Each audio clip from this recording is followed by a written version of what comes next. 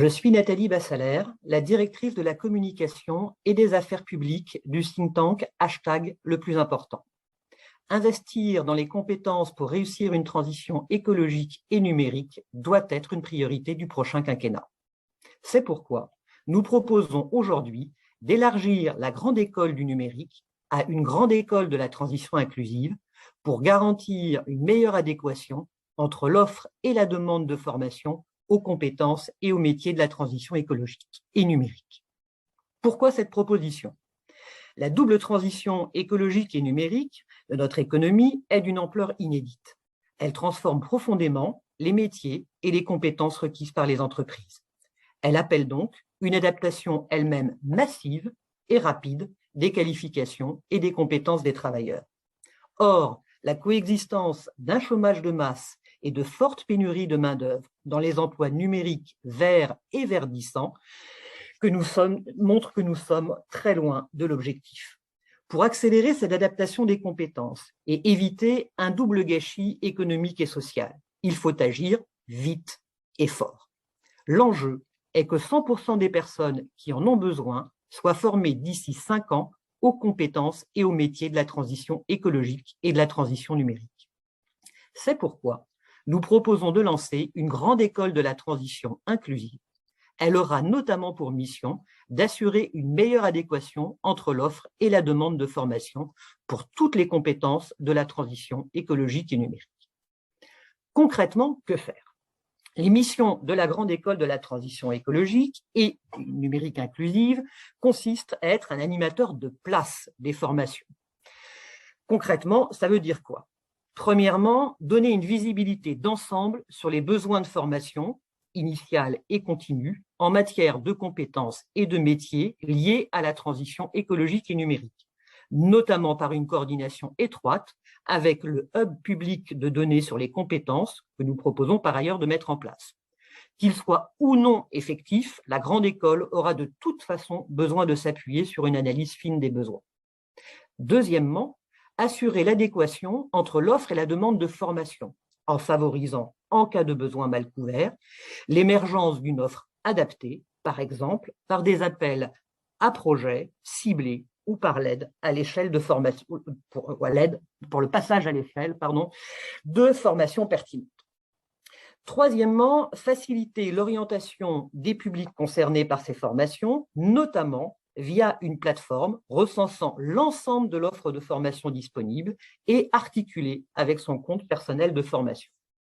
Quatrièmement, favoriser l'accès de tous les publics à ces formations, notamment via l'attribution d'un label Grande École de la transition inclusive, ouvrant droit à des aides publiques. Cette vocation d'inclusion professionnelle par la formation est d'ailleurs au cœur de ce projet, d'où son nom de Grande École de la transition inclusive. Enfin, cinquièmement, animer la communauté des acteurs des formations à la transition écologique et numérique, notamment pour renforcer les coordinations, les synergies, les partages de bonnes pratiques et mise en réseau des différentes initiatives. Vous l'avez compris, le terme de grande école ne signifie pas qu'il s'agit d'un organisme de formation en tant que tel. Elle ne va pas directement former. Ce terme renvoie d'ailleurs à la grande école du numérique, que la grande école de la transition inclusive a vocation à absorber dans un cadre et des missions plus ambitieuses. Nous nous inspirons en cela en partie des travaux menés par Ticket for Change et la coalition d'acteurs. L'heure est en effet venue d'élargir à la fois les missions et le périmètre de la grande école du numérique, laquelle avait été créée en 2015 pour favoriser les formations au métier du numérique pour des publics fragilisés, et élever le niveau d'ambition. Élargir le périmètre, d'abord de deux façons. D'une part, en visant non pas seulement les métiers du numérique, comme aujourd'hui, mais aussi le numérique dans les métiers, dimension tout aussi fondamentale de la transformation numérique de notre économie. D'autre part, en incluant la transition écologique. Ces deux transitions concernent tous les secteurs. Nous avons donc besoin d'un outil transversal, alors que les opérateurs de compétences, les OPCO, sont organisés silos par secteur économique.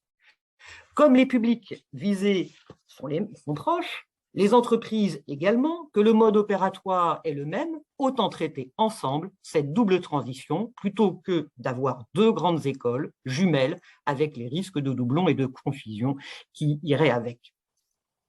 Élargir les missions. Ensuite, pour garantir une meilleure adéquation de l'offre de formation aux besoins, c'est l'ambition de devenir un animateur de place, ce rôle que ne joue pas aujourd'hui la grande école du numérique.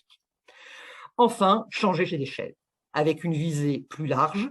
La grande école du numérique forme environ 15 000 personnes éloignées de l'emploi par an. La grande école de la transition écologique a une visée beaucoup plus large.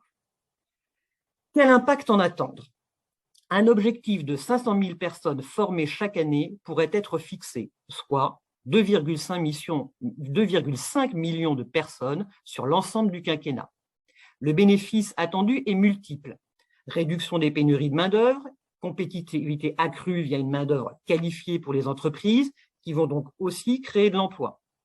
Employabilité accrue pour les travailleurs et en particulier les publics fragilisés et accès à de nouvelles opportunités d'emploi.